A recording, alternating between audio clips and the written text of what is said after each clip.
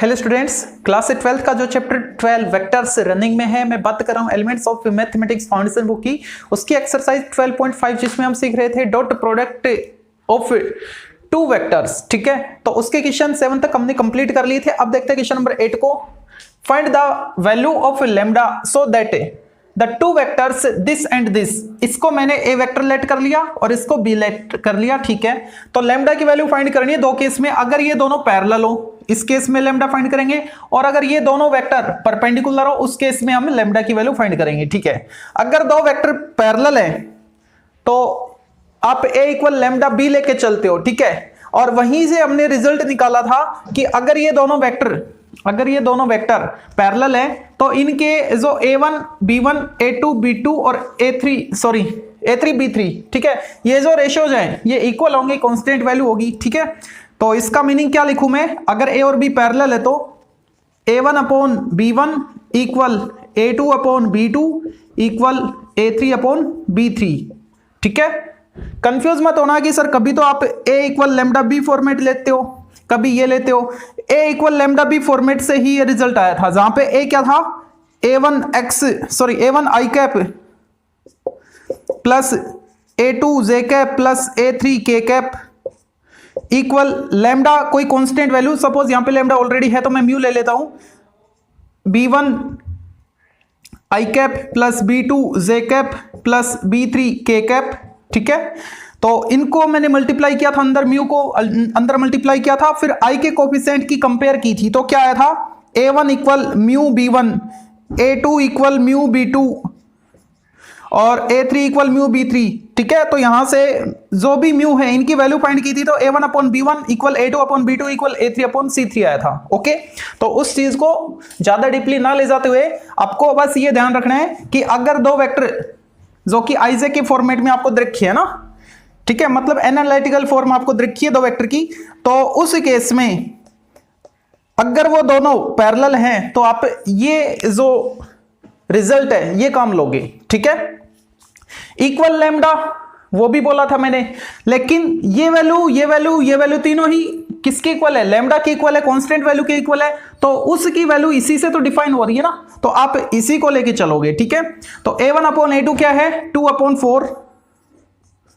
Equal b1 upon b2 3 upon 6 equal -1 upon lambda. ठीक है, ये दोनों सेम है। ओके, 1/2, तो किसी भी एक को इसके इक्वल ले लो, -1 बाई लैम्डा इक्वल 1/2। तो यहां से अगर आप फाइंड करोगे लैम्डा की वैल्यू तो क्या आएगी, रेसिप्रोकल कर दो, 2 माइनस को ट्रांसफर करो -2, तो लैम्डा की वैल्यू क्या आई, -2 आई। ठीक है, कब, जब ये दोनों वेक्टर पैरेलल है उस केस में। और अगर ये दोनों परपेंडिकुलर हो, अगर दो वेक्टर परपेंडिकुलर होते हैं तो उनका डॉट प्रोडक्ट 0 की इक्वल होता है ना, that is vector a dot vector b will be equal to 0। अब यहां पे वैल्यू सब्स्टिट्यूट करनी है आपको a की और b की, इनका डॉट प्रोडक्ट लेना है, 2 i cap plus 3 j cap minus k cap dot product with 4 i cap plus 6 j cap plus lambda k cap will be equal to 0। ठीक है, अब इनका डॉट प्रोडक्ट तो आपको अच्छे से आता है, आएगा क्या, 2 4 जा 8 प्लस 3 6 जा 18 और माइनस लैम्डा इंटू 1 इक्वल 0 26, और ये इधर आएगा तो पॉजिटिव हो जाएगा लैम्डा, तो लैम्डा की वैल्यू क्या आई, 26। कब, जब a और b दोनों वेक्टर परपेंडिकुलर हो उस केस में, और अगर ये दोनों पैरेलल हो उस केस में लैम्डा क्या आएगा, -2। ठीक है, अब देखते हैं क्वेश्चन नंबर 9। 9th में 3 पार्ट है। फर्स्ट पार्ट देखते पहले, right the projection of the vector i minus j on the vector i plus j. तो इसको मैं a और इसको b लेट कर लेता हूं। ठीक है, let vector a i minus j और वेक्टर b क्या है, i प्लस जे कैप। ठीक है, अब ये कह रहा है कि a का b पर प्रोजेक्शन फाइंड करना है ना, तो a का b पर प्रोजेक्शन कैसे फाइंड करते हैं, तो लिखो पहले projection of vector a on vector b, तो इन दोनों का dot product a dot b upon किस पर प्रोजेक्शन फाइंड करना है, उसका मैग्नीट्यूड b पर फाइंड करना है ना, तो magnitude of b।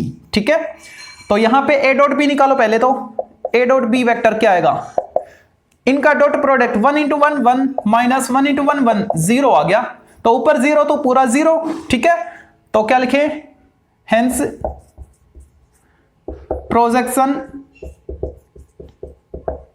Of vector A on vector B equal 0। Projection क्या है, एक लेंथ ही तो होती है ना, ठीक है। और यहां पे ए डॉट बी क्या आ गया, 0 आ गया, ए डॉट बी 0 आ गया, मतलब दो परपेंडिकुलर थे, दोनों वेक्टर परपेंडिकुलर थे। तो इसका मीनिंग क्या हुआ कि अगर दो वेक्टर परपेंडिकुलर है तो उनका प्रोजेक्शन 0 होता है, ठीक है। एक वेक्टर की दूसरे पर परछाई बनती नहीं है, ओके, इसका मीनिंग ये है। सेकंड को देखो, find the scalar projection. Scalar projection, confuse मत होना ये स्केलर क्यों दे दिया, क्योंकि प्रोजेक्शन हमेशा होती क्या है, लेंथ होती है, और लेंथ कांस्टेंट क्वांटिटी है, ठीक है। और कांस्टेंट क्वांटिटी है तो स्केलर में आएगी, ओके। तो प्रोजेक्शन रियल में स्केलर प्रोजेक्शन ही होते हैं। Find the scalar projection of vector A on vector B, okay. तो पहले ए डॉट बी निकालें।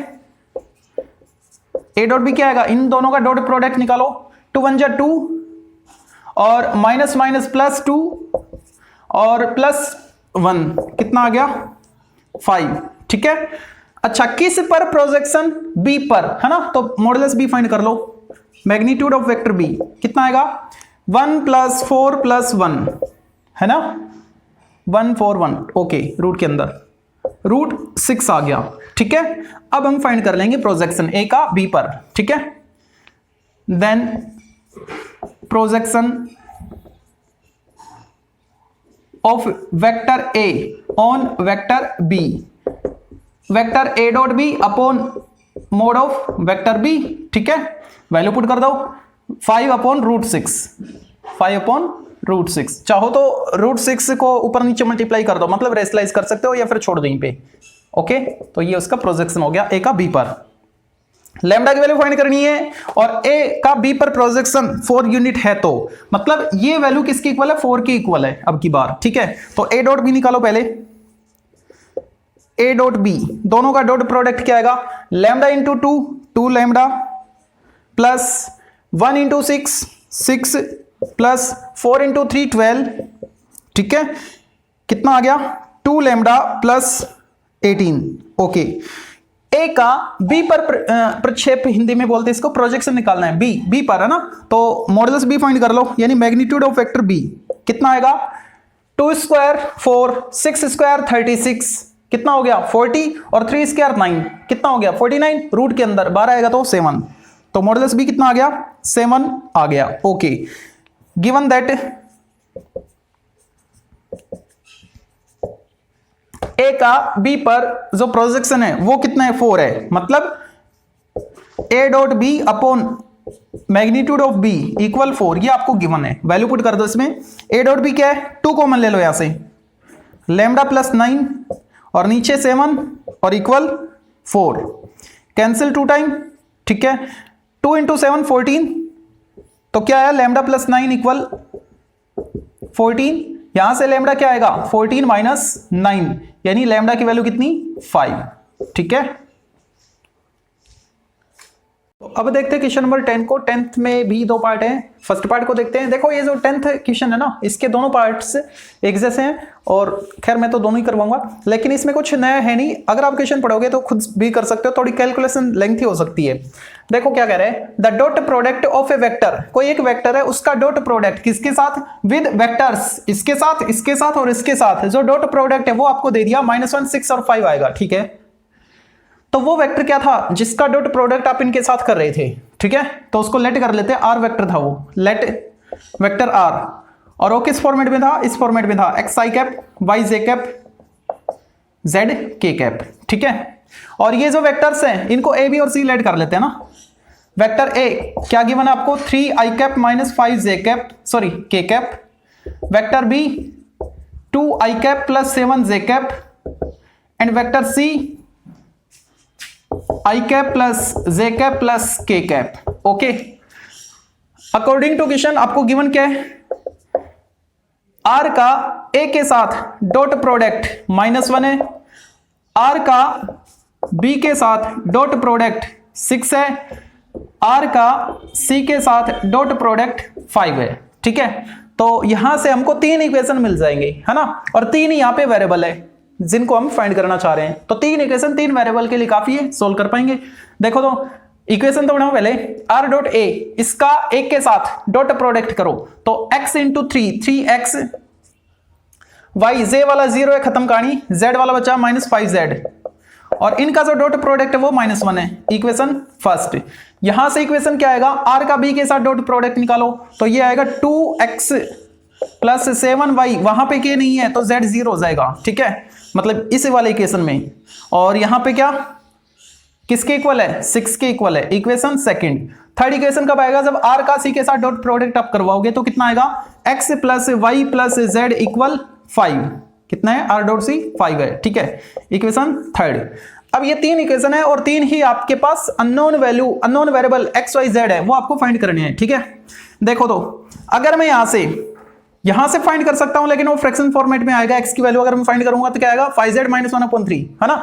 उसको इसमें और इसमें पुट करूंगा तो y और z में मेरे को 2 इक्वेशन मिलेंगे, उनको सोल्व कर लेंगे, y और z आएगा, y और z आ गया तो x भी आ जाएगा, ठीक है। उससे बेटर रहेगा कि वो फ्रैक्शनल पार्ट ना बने, उससे बेटर रहेगा कि आप यहां से z की वैल्यू फाइंड कर लो। z की वैल्यू फाइंड करोगे तो xy फॉर्मेट में आएगा। एक इक्वेशन ऑलरेडी xy फॉर्मेट में है, 2 इक्वेशन हो गए xy फॉर्मेट में, आप एलिमिनेशन अप्लाई करके सोल्व कर लोगे उनको, है ना। तो यहां से मैं z की वैल्यू फाइंड कर रहा हूं, क्या आएगा 5 - x - y। इस वैल्यू को फर्स्ट में पुट कर दो, ठीक है। Putting z equal 5 - x - y in equation first. देखो क्या मिलेगा, 3x minus 5 times of z, इसको 5 से मल्टीप्लाई कर दो, लेकिन माइनस साइन आ गया है, मतलब -5 से मल्टीप्लाई करोगे तो इनके साइन चेंज हो जाएंगे। 25 plus 5x plus 5y equal -1। थोड़ा सिंप्लीफाई कर लेते इसको, 8x हो गया और ये 5y और ये इधर आएगा तो 24 हो जाएगा, -1 था ना, ठीक है। इक्वेशन 4। अब देखो x और y वेरिएबल में एक इक्वेशन 4 आ गया और x और y वेरिएबल में एक इक्वेशन सेकंड है। दोनों का एलिमिनेशन मेथड से सॉल्व करेंगे तो x और y की वैल्यू आएगी हमारे पास from equation second and fourth, from equation second and fourth. इनको ऊपर नीचे लिखो। उससे पहले देख लो x का कोफिशिएंट से हम कर ले हम तो ठीक है ना, y वाले को करेंगे तो 35 बनाना पड़ेगा, काफी लेंथी हो जाएगा। तो क्यों ना हम इसी को सोल्व कर दे, मतलब इसको 8 बना दे तो 4 से मल्टीप्लाई कर दो इसको, सेकंड वाले को। तो सेकंड को 4 से मल्टीप्लाई करके मैं यहां पे लिख रहा हूं, यहां पे लिख देता हूं 8x 28y 24 और ये ऑलरेडी 8x में है तो इसको मल्टीप्लाई करना नहीं है, ये इसको एज इट इज लिखो आप 8x प्लस 5y इक्वल 24, ठीक है। माइनस माइनस माइनस कैंसिल, जो भी y आएगा इक्वल तो 0 हो ही गया, तो y की वैल्यू तो 0 मिल चुकी है। y की वैल्यू 0 आ गई है तो इस y की वैल्यू को इक्वेशन सेकंड में पुट कर लो, x आ जाएगा। पुटिंग y इक्वल 0 इन इक्वेशन सेकंड। देखो 2x plus 0 equal 6, 2x equal 6, तो x की वैल्यू 3, x की वैल्यू 3 आ गई है, y की वैल्यू 0 आ गई है। z हमको फाइंड करना है तो x की वैल्यू को इसमें पुट कर लो या फिर x और y की वैल्यू को इसमें पुट कर लो। फर्स्ट में पुट कर लेते, ये छोटा है ना। Putting x equal 3 in equation first में पुट करते x की वैल्यू 3 को, 3 3 जा 9 -5z इक्वल -1। यहां से z हम फाइंड कर लेंगे तो कितना आएगा, 9 + 1 10 इक्वल 5z। तो z की फाइनली वैल्यू क्या आई, 2i। डिवाइड करोगे तो कितनी आएगी, 2 आएगी। x आपके पास, y आपके पास, z आपके पास, तीनों अगर आपके पास वैल्यू हैं तो क्यों ना हम वो वेक्टर फाइंड कर ले, r vector. Hence vector r will be equal to x i cap plus y j cap plus z k cap था ना, तो ये बनेगा 3 i कैप, y तो 0 है, मारो गोली जे के, z बच गया 2 k कैप, ठीक है। ये वो वेक्टर होगा जो a b c के साथ मल्टीप्लाई करने पर डॉट प्रोडक्ट पर -1 6 और 5 रिजल्ट दे रहा था। तो अब देखते हैं 10th का सेकंड पार्ट। यहां पे आपको वो वेक्टर फाइंड करना है, उसको मैंने x i y j z के वाला लेट कर लिया, r वेक्टर, ठीक है। और a b c आपको दे रखी है, ठीक है। इनका जो डॉट प्रोडक्ट है पहले वाले के साथ, दूसरे वाले के साथ और तीसरे वाले के साथ, किसका, r का, वो आपको 0 5 और 8 दे रखा है। तो 3 इक्वेशन बनाते हैं पहले यहां से। ओके तो बनाते हैं इक्वेशंस कैसे बनेंगे। देखो r का a के साथ डॉट प्रोडक्ट निकालो तो क्या आएगा, x plus y minus 3z equal कितना है, 0 है, ठीक है। इक्वेशन फर्स्ट आ गया। सेकंड इक्वेशन, इसका बी के साथ डॉट प्रोडक्ट कितना आएगा, x plus 3y minus 2z equal 0 आएगा। ओके, अरे इक्वल 0 कैसे आएगा, इक्वल 5 दे रखा है आपको। Equation second. तीसरा इक्वेशन कब आएगा, जब इसका इसके साथ डॉट प्रोडक्ट करोगे तो कितना आएगा, 2x प्लस y और प्लस 4z इक्वल कितना, इक्वल आपको 8 दे रखा है। ठीक है, इक्वेशन थर्ड। ओके, अब यहां से आपको x y z फाइंड करने हैं, है ना, तो x y z फाइंड करने हैं। ओके, तो क्यों ना हम x प्लस वाई फाइंड करें, तो ये आएगा x की वैल्यू y और z फॉर्मेट में ले आए। ठीक है, तो x की वैल्यू निकालो आप, x की वैल्यू क्या आएगी, 3z, फर्स्ट इक्वेशन से 3z minus Y from equation first, x equal 3z minus Y. इस x की वैल्यू को आप इसमें और इसमें पुट कर दो। ठीक है, इसमें और इसमें पुट करोगे तो y और z में दो इक्वेशन आपको मिल जाएंगे। ओके, देखो तो यहां पे सेकंड में पुट करते हैं, putting x equal 3z minus Y, 3z minus Y, हाँ, इन इक्वेशन सेकंड में पुट करो, क्या आएगा, x के बदले 3z माइनस वाई, तो 3z minus 2z single z और minus Y plus 3y plus 2y equal 5। ठीक है, इक्वेशन 4। अब इसी वैल्यू को थर्ड में भी पुट कर दो, तो वो इक्वेशन भी y और z में आ जाएगा। ठीक है, putting x equal 3z minus Y in equation third में पुट करो, तो थर्ड में क्या था, 2x था, तो उसको 2 से मल्टीप्लाई करो तो कितना आएगा, तो आपको मिलेगा 2 से मल्टीप्लाई करोगे 6z और यहां पे 4z प्लस का है तो 10z हो गई। इसको 2 से करो माइनस 2y और यहां पे प्लस y, माइनस y बचा इक्वल 8। ठीक है, तो z और y में दो इक्वेशन आ गए आपके पास। तो इक्वेशन 4 और 5 को सोल्व करें तो y और z की वैल्यू आ जाएगी, है ना। तो वो कैसे आएगी, जब मैं इसको 2 से किसको करें, या तो इसको 10 से कर लो तो 10z बनेगा, या फिर इसको 2 से कर लो, इसको 2 से कर लेते मल्टीप्लाई, है ना, तो 2y बन जाएगा, दोनों को ऐड कर लेंगे। तो 2 से मल्टीप्लाई करने पे मिलेगा 20z माइनस 2y इक्वल 16 और उसके नीचे उसको लिख दो z plus 2y equal 5, cancel 21z 21, तो z की वैल्यू क्या आई 1। इस z की वैल्यू 1 को यहां पे पुट करोगे तो क्या आएगा, या फिर यहां पे पुट कर लो। ठीक है, putting z equal 1 in equation 4 में पुट करो z की वैल्यू 1, तो y क्या आएगा 1, ये जो 1 था ये इधर आ गया 4 बन गया, 2y इक्वल 4, तो y की वैल्यू 2, y इक्वल 2, y आ गया हमारे पास, z आ गया हमारे पास, बच्चा क्या x, है ना। तो x की वैल्यू कब आएगी, जब फर्स्ट इक्वेशन में y और z पुट कर दो, है ना।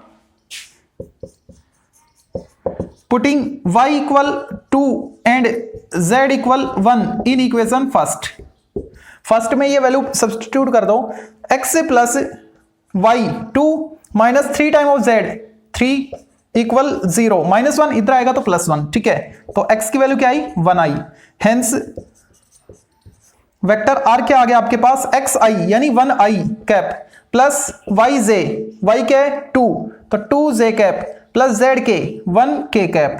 ठीक है, तो ये वो वेक्टर है जिसका a b और c के साथ डॉट प्रोडक्ट करें तो रिजल्टेंट क्या क्या आता है 0, 5 और 8 आता है। ठीक है, अब देखते हैं क्वेश्चन नंबर 11 को। What will be the angle between vector a and vector b if there is a set of 3 vectors a b and c such that sum of 3 vectors is 0 और इनके मैग्नीट्यूड भी दे दिए। बहुत अच्छी बात ये तो।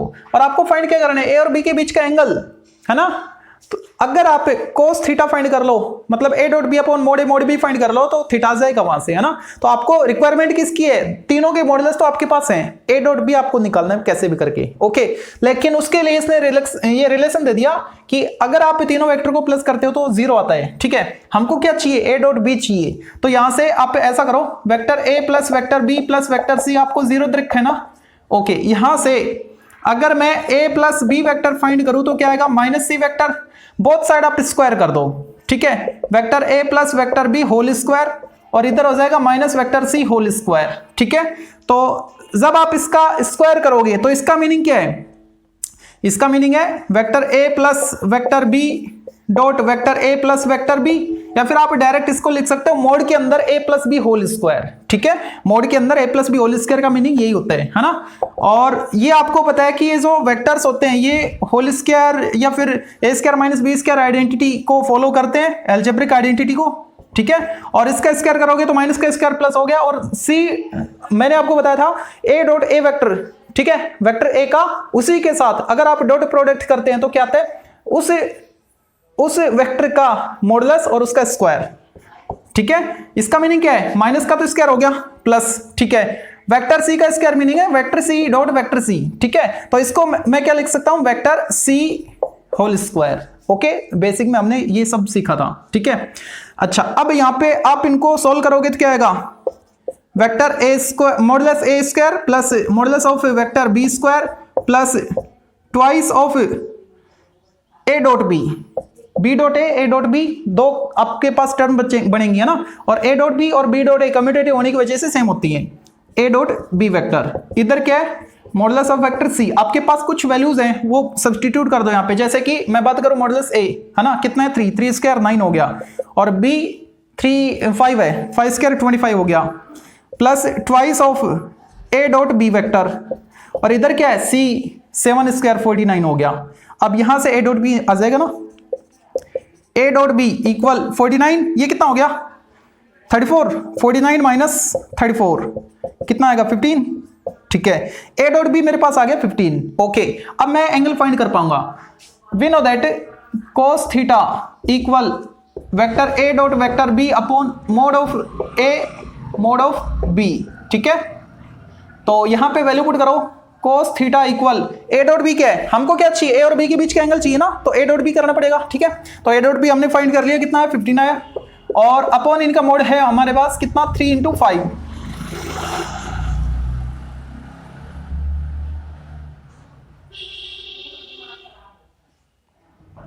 15 आएगा, 25 10 35 34,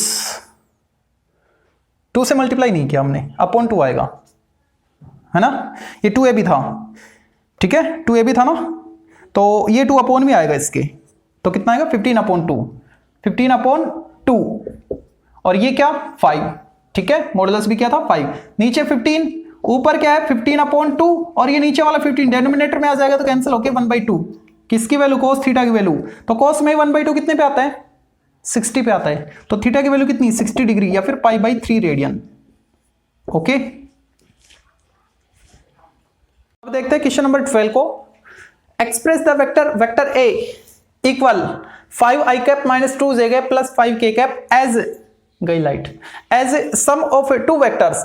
ये कह रहा है कि ये जो वेक्टर ए है ना, इसको 2 वेक्टर के समेशन फॉर्मेट में आपको लिखना है, यानी 2 टुकड़ों में लिखना है, जिनको प्लस करें तो वापस यही बन जाए। ठीक है, सच दैट, और कंडीशन इसने दे दी है क्या, कि जो एक टुकड़ा है ना, मतलब एक जो वेक्टर है, ठीक है, वो इसके पैरेलल होना चाहिए और दूसरे वाला इसी पे परपेंडिकुलर होना चाहिए। ठीक है, तो इसको मैं क्या लेट करूं 2 वेक्टर के फॉर्मेट में। सपोज इस तरीके से ये जो वेक्टर ए है ना, ये इस तरीके से a1 i cap plus a2 j cap plus a3 k cap plus एक वेक्टर ये, और दूसरा वेक्टर अब मैं यहां पे लिख रहा हूं b1 i cap plus b2 j cap plus b3 k cap.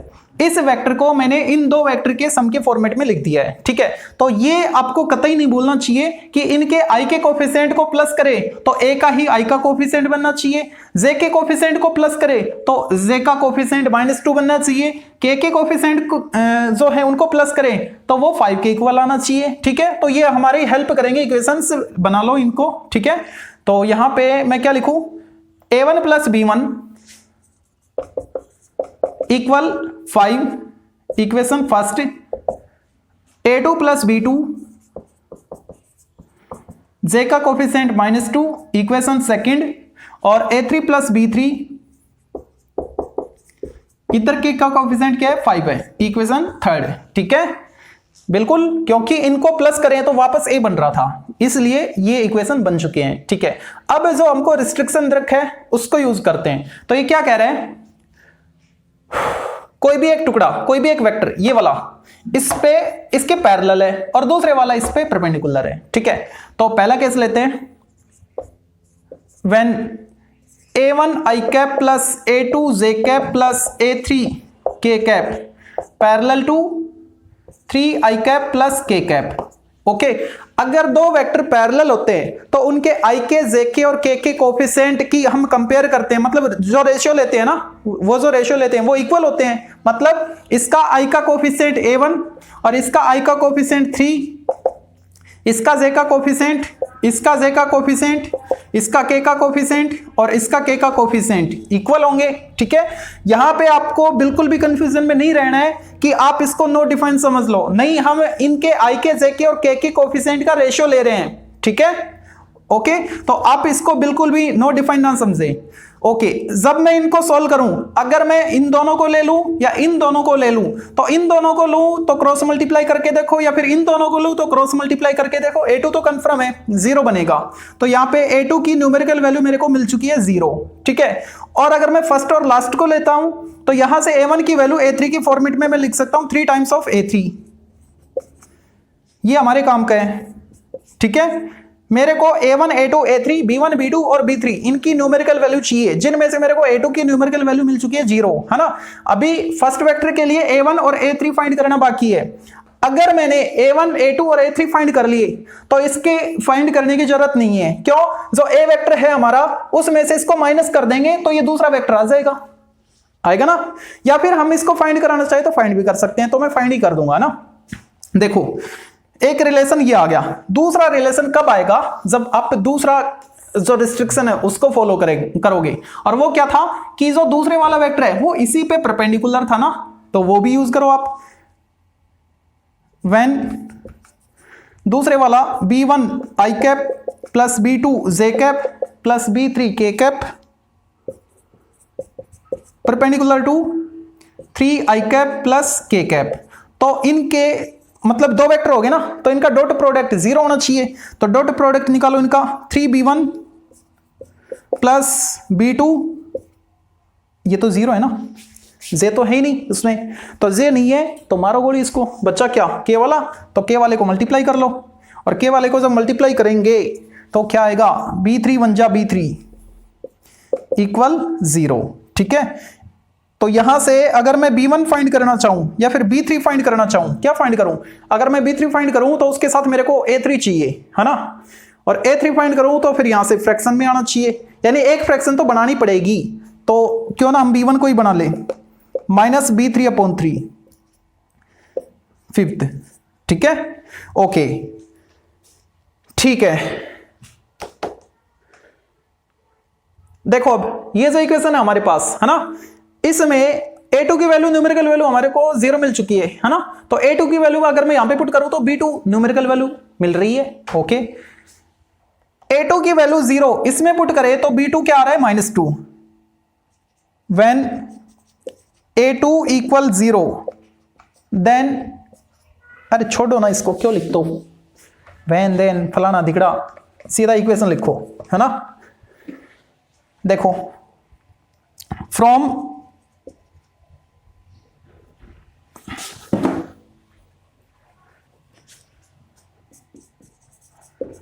Putting a2 equal 0 in equation second, तो 0 पुट करो, b2 क्या आ गया, -2, ठीक है। b2 की वैल्यू -2। ओके, क्लियर है, यहां तक दिख रहा है नीचे, बिल्कुल एग्जैक्ट है, थोड़ा सा अंतर है बस, ठीक है। तो b2 की वैल्यू आ गई हमारे पास, b1 b3 में रिलेशन है, a1 a3 में रिलेशन है। ओके, तो अब देखो इनको सोल्व करते हैं। अगर मैं a1 की वैल्यू यहां पे सब्स्टिट्यूट कर दूं, ठीक है, तो 3a3 आ रहा है, तो a3 की वैल्यू देखो, a3 की वैल्यू वहां पे है, लेकिन वो b1 के साथ नहीं b3 के साथ है, तो b1 की वैल्यू भी है मेरे पास b3 के फॉर्मेट में, मतलब a1 और ये b1 4 और 5 की जो वैल्यू है वो फर्स्ट में पुट करनी पड़ेगी, तब हमको जो रिलेशन मिलेगा a3 और b3 में आएगा, और a3 b3 में वो भी है, तो दो इक्वेशन बन जाएंगे, a3 b3 के सोल्व कर लेंगे, ठीक है। तो फर्स्ट इक्वेशन में फोर्थ और फिफ्थ से वैल्यू सब्स्टिट्यूट कर दो,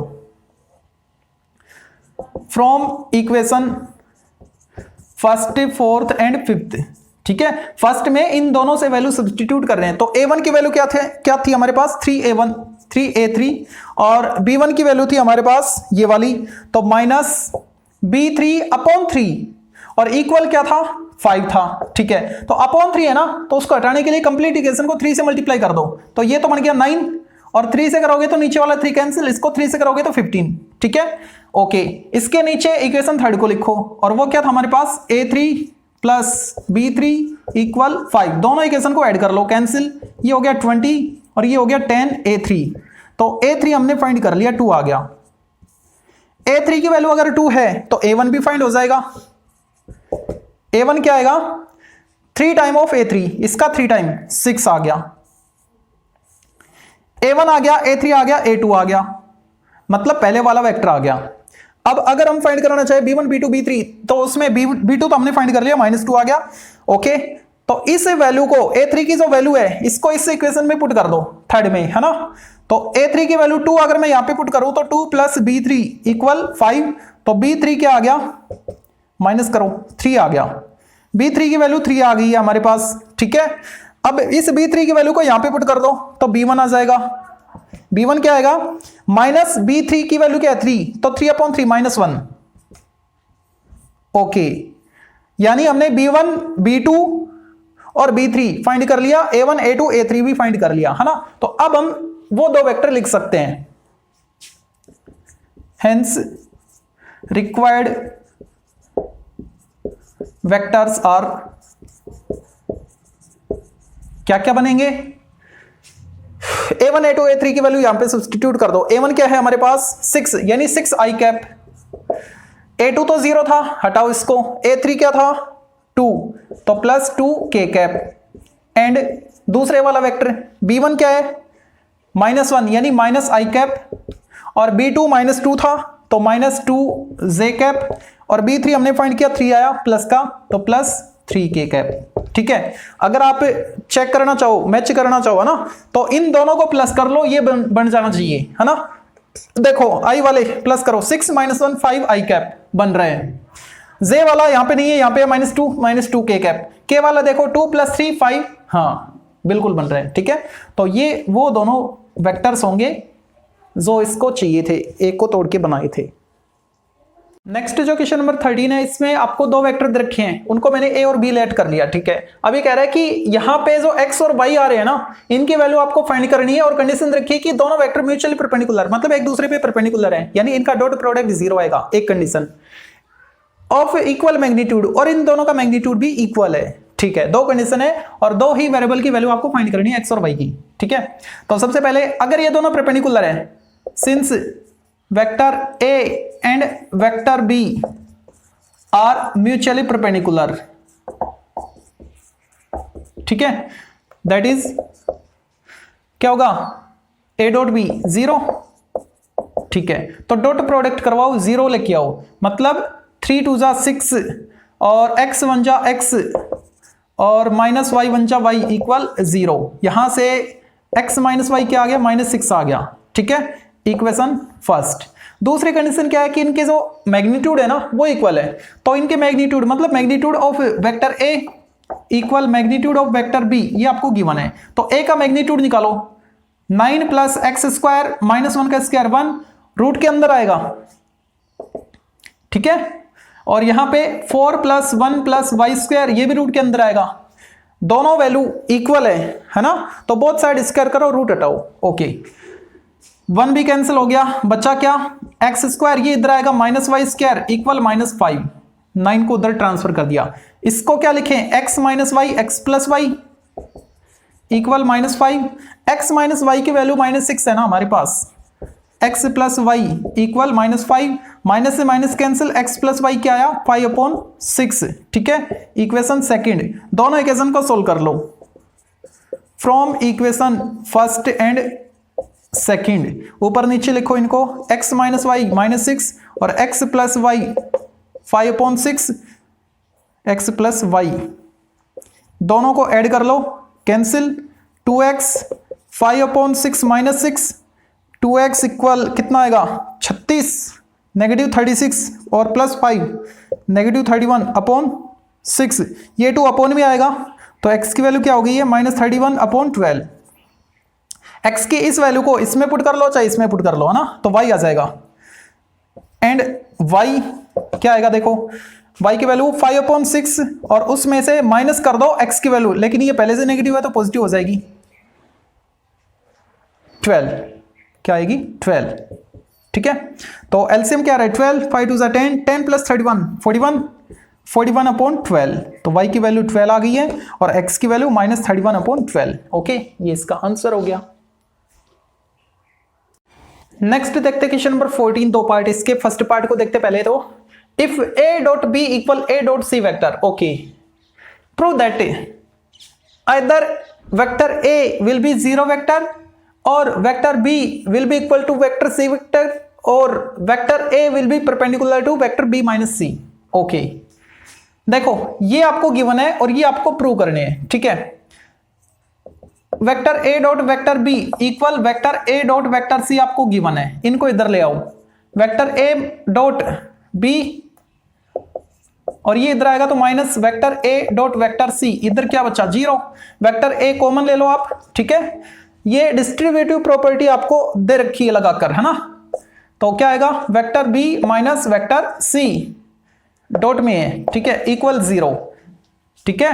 तो यहां से देखो अब इसका मीनिंग क्या है, एक ये वेक्टर और दो वेक्टर को माइनस करोगे तो कोई एक वेक्टर ही आएगा ना, ठीक है। तो ये वेक्टर और ये वेक्टर इनका डॉट प्रोडक्ट 0 आ रहा है, तो इसका मीनिंग क्या हो गया कि दोनों वेक्टर परपेंडिकुलर है, that is vector a perpendicular to vector b minus vector c।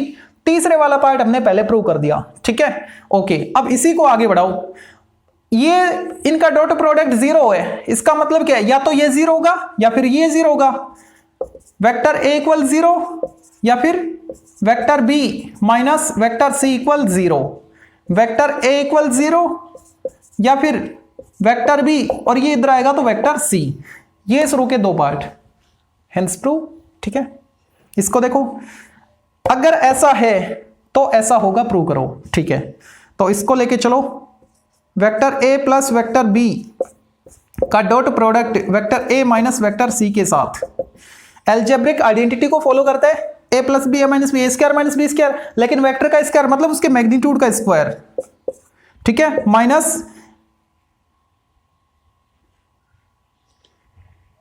c कहां से आ गया, b है ये, चेक करो। 14th का second a plus B a minus B, क्या है ये b है, b मतलब सिंगल b, ठीक है। वेक्टर b इक्वल इसका स्क्वायर इक्वल 0। ओके, अब ये नेगेटिव इधर आएगा तो पॉजिटिव हो जाएगा, vector a whole square equal vector b whole square, ठीक है। ये क्या है, कांस्टेंट वैल्यू है ना। तो इनका अगर आप रूट करोगे तो क्या आएगा, ये स्क्वायर हट जाएगा, यानी magnitude of vector a equal magnitude of vector b बचेगा। चेक करो, हाँ यही तो है, हेंस प्रूव। नेक्स्ट देखते हैं question number 15, prove that two vectors vector a and vector b are perpendicular if and only if this, ठीक है। जब भी आपको इफ एंड ओनली इफ वाला केस दिखे ना, तो एक बार आप इसको लेके चलोगे और इफ एंड ओनली इफ के बाद वाला प्रूव करोगे, मतलब ये फिर प्रूव करोगे ना, और फिर इसका रिवर्स, मतलब इसको आप लेके चलोगे और इसको आप फिर प्रूव करोगे। दोनों केस आपको प्रूव करने होंगे ना। अगर ये गिवन लेके चलते हो ना तो इसको प्रूव करोगे, और ये गिवन लेके चलोगे तो फिर इसको प्रूव करोगे, दोनों ही करने हैं ना। तो फर्स्ट वाला जो पार्ट है उसमें मैं इसको गिवन लेके चलता हूं और ये मैं प्रूव करूंगा फिर। ओके, देखो तो सॉल्यूशन, ए और बी के perpendicular, given that A dot B equal 0, A और बी परपेंडिकुलर है, इसका मतलब इनका डॉट प्रोडक्ट 0 है, ठीक है। टू प्रूव, तब हमको प्रूव क्या करना है, हमको प्रूव करना है mod of vector A plus B whole square equal mod of vector A square plus mod of vector B square, ठीक है। देखो यहां पे LHS को लो आप, LHS क्या है, vector A plus vector B mod और उसका स्क्वायर, ठीक है। तो मोड में स्क्वायर का मीनिंग क्या है, और अंदर दो वेक्टर आ रहे हैं, प्लस या माइनस फॉर्मेट में आते हैं, उसका मतलब है कि आप इसको दो बार मल्टीप्लाई कर रहे हो, है ना। वेक्टर a प्लस बी, इसका डॉट प्रोडक्ट फिर से इसी के साथ, यानी a प्लस बी के साथ, ठीक है। अब इनको एक्सपेंड कर लो आप, है ना, तो क्या आएगा vector A square plus A dot B B dot A, 2a dot B बनेगा, कम्यूटेटिव प्रॉपर्टी है, plus B dot B mod of B square, ठीक है। ओके, यहां पे आपको गिवन है कि a डॉट बी तो 0 है, तो ये तो बीच वाली टर्म तो 0 हो गई, बच्चा क्या mod of vector A square plus mod of vector B square, check करो RHS आ गया ना, हेंस प्रूव, ठीक है। ये आपने गिवन में लिखा, इसको प्रूव कर दिया, ठीक है। अब इसका रिवर्स करेंगे, सेकंड पार्ट में लिख लेते हैं, यहां पे कर देते हैं ना। अब की बार गिवन क्या है, ये वाला केस, ठीक है।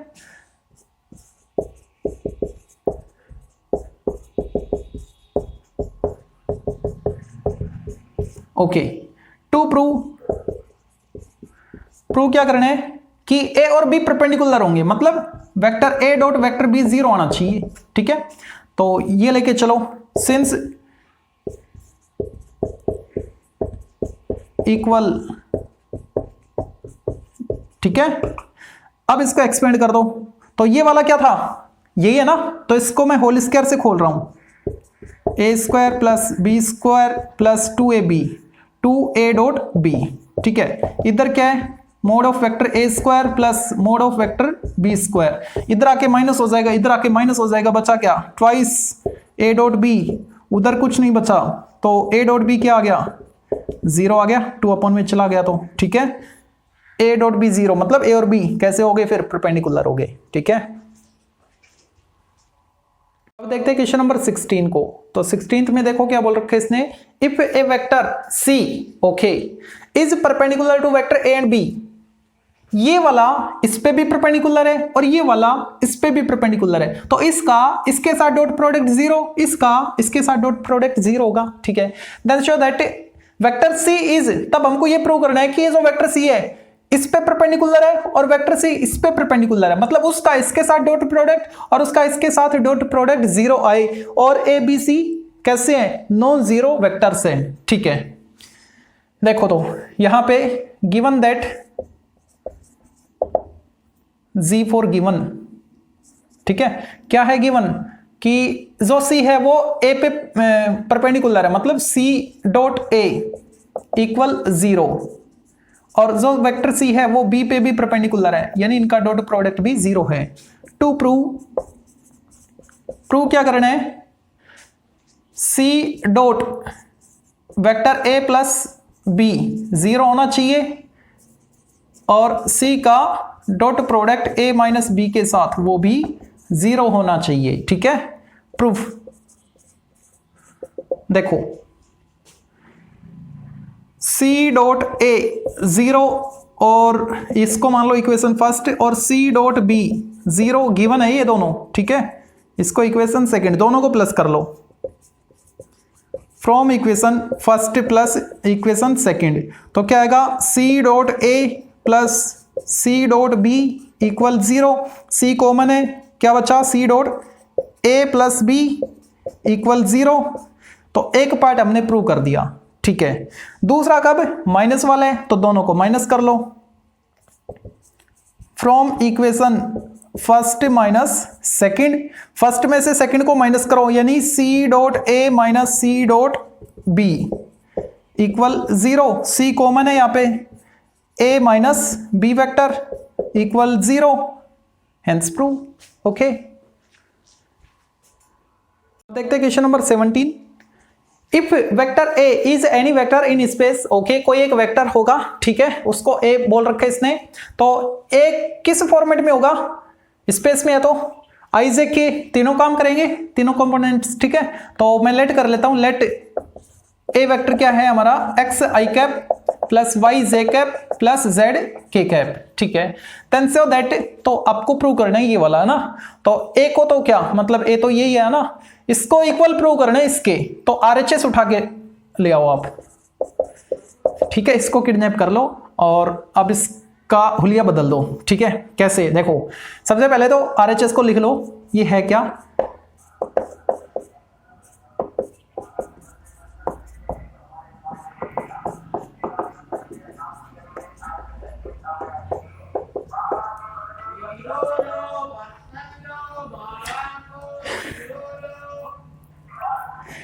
ए की वैल्यू सब्सटीट्यूट कर दो पूरे में, ठीक है। एक्स आई कैप प्लस वाई जे कैप प्लस जेड के कैप, इसका डॉट प्रोडक्ट आई के साथ, ठीक है, और बाहर क्या है आई कैप, ओके, प्लस यहां पे भी ए की वैल्यू सब्सटीट्यूट कर दो। ए की वैल्यू क्या थी हमारे पास, एक्स आई वाई जे वाला ना, एक्स आई कैप प्लस वाई जे कैप प्लस जेड के कैप, इसका डॉट प्रोडक्ट जे के साथ, डॉट जे वेक्टर, और इधर बाहर था जे कैप,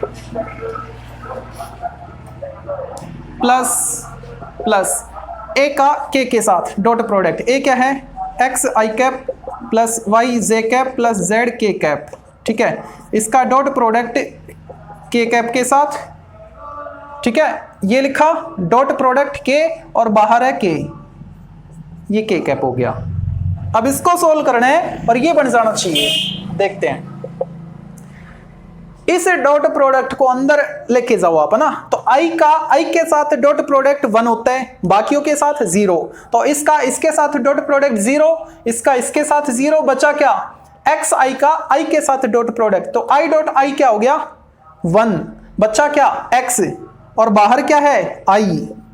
मैंने तो इस अंदर वाले को डॉट प्रोडक्ट करवाया है इसके साथ, ठीक है, ये i as it is, plus plus, ऐसे ही जब इस अंदर वाले जे को डॉट करवाओगे, डॉट प्रोडक्ट करवाओगे जे का इनके साथ, है ना, तो आई का डॉट जे के साथ 0, के का जे के साथ 0, जे का जे के साथ 1 होता है, और बचा क्या 1 के साथ y, तो y और बाहर जे था वो, तो बाहर जे मतलब y जे कैप, ठीक है, और यहां पे अंदर वाले के को डॉट प्रोडक्ट इसके साथ करवाओ, ये 0 ये 0 ये बचा, यानी z बचा लेकिन बाहर वाला k, ठीक है, क्योंकि k डॉट के ये तो 1 बन गया, बाहर वाला k बचा, और ये क्या था हमारा, ये तो a था, तो ये क्या आ गया LHS आ गया, तो क्या हो गया प्रूव हो गया, ठीक है।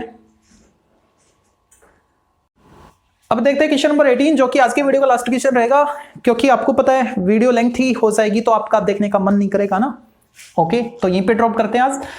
तो लास्ट क्वेश्चन 18 को देखो पहले, show that this and this, इन तीनों को मैंने वेक्टर ए बी और सी से डिनोट कर लिया, और ये हमको प्रूव करना है कि ये जो 3 वेक्टर है ना, ये म्यूचुअली परपेंडिकुलर यूनिट वेक्टर है, मतलब म्यूचुअली परपेंडिकुलर एक दूसरे पे 90 डिग्री बना रहे हैं, ठीक है, मतलब A dot B, B dot C और सी डॉट ए, इन तीनों की वैल्यू 0 आनी चाहिए, ए डॉट बी 0 होना चाहिए, बी डॉट सी और ए डॉट सी 0 होना चाहिए, ठीक है, एक तो ये, और दूसरा ये कि ये यूनिट वेक्टर होनी चाहिए, मतलब इनके मैग्नीट्यूड 1 के इक्वल होनी चाहिए, वो तो हमको साफ दिख रहा है, कैसे, ऐसे देखो, मैग्नीट्यूड निकालो इनका, मैग्नीट्यूड ऑफ ए निकालो पहले, तो ये रियल में है क्या 2/7 आई कैप, 3/7 जे कैप और 6/7 के कैप है, ठीक है, तो मैग्नीट्यूड कैसे निकालते हैं, रूट के अंदर आई के कोफिशिएंट का स्क्वायर कर दो, यानी 2/7 का स्क्वायर 4/49 प्लस इसके कोफिशिएंट जे के कोफिशिएंट का स्क्वायर 3 स्क्वायर 9/49 और 6/7 का स्क्वायर 36/49,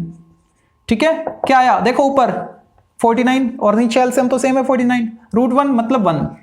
ऐसे ही वेक्टर बी निकालो, सॉरी बी का मैग्नीट्यूड निकालो, तो क्या आएगा 3/7 स्क्वायर मतलब 9/49 और माइनस है कोई दिक्कत नहीं, उसका स्क्वायर करोगे तो प्लस में आएगा 36/49 और 2 स्क्वायर 4/49 रूट के अंदर बन गया 49/49 मतलब 12 आएगा तो 1। मैग्नीट्यूड सी क्या आएगा, सेम वही सिमिलरली वहीं पे लिख देना चाहिए था, कोई बात नहीं। मैग्नीट्यूड सी क्या आ गया 1 आ गया, इसका मतलब क्या हुआ वेक्टर ए बी एंड सी कैसे हैं, यूनिट वेक्टर हैं, आर यूनिट वेक्टर्स। एक चीज हमने प्रूव कर दी कि ये ए बी सी है ना, ये यूनिट वेक्टर तो है, अब ये म्यूचुअली परपेंडिकुलर भी होंगी, ये हमको प्रूव करना होगा, तो उसके लिए आपको ए डॉट बी निकालना होगा, वो 0 आना चाहिए, फिर बी डॉट सी निकालोगे वो 0 आना चाहिए, सी डॉट ए निकालोगे वो 0 आना चाहिए। देखो ए डॉट बी, ए का बी के साथ डॉट प्रोडक्ट, तो 2/7 इंटू 3/7 कितना आएगा, 2 3 जा 6/49, 3/7 इंटू -6/7 तो -6 3 जा 18/49, 6/7 इंटू 2/7 कितना आएगा, 6 2 जा 12/49 कितना आ गया 12 और 6 18 और -18 आ गया 0, ठीक है, इसका मतलब क्या हो गया, vector A perpendicular to vector B, ठीक है, इसका मतलब ये हो गया। ओके, अब बी डॉट सी निकाल लो, इनका डॉट प्रोडक्ट, तो 3/7 into 6/7 18/7 sorry 18/49 plus -6/7 into 2/7 minus 6 to 12/49 minus 12/49 और 2/7 इंटू -3/7, तो 2 इंटू -3 -6/49 कितना आएगा, 12 और 6 18 नेगेटिव और ये पॉजिटिव 0। इसका मतलब वेक्टर बी और वेक्टर सी परपेंडिकुलर है, ठीक है। अब ए और सी निकाल लो, ए डॉट सी 2/7 इंटू 6/7 2 6 12/49 और 3/7 2/7 मल्टीप्लाई करो 6 अपॉन क्या था 3 और 2, हाँ 6/49 और सी वाले को मतलब के वाले को करो 6/7 इंटू -3/7 6 इंटू -3 -18/49 कितना आ गया 0 आ गया, that is vector A perpendicular to vector C, ठीक है। तो ओवरऑल हम क्या लिख सकते हैं, hence vector A vector B and vector C are mutually perpendicular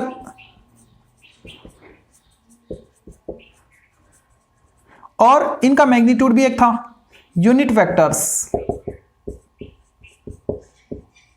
hence prove, ठीक है।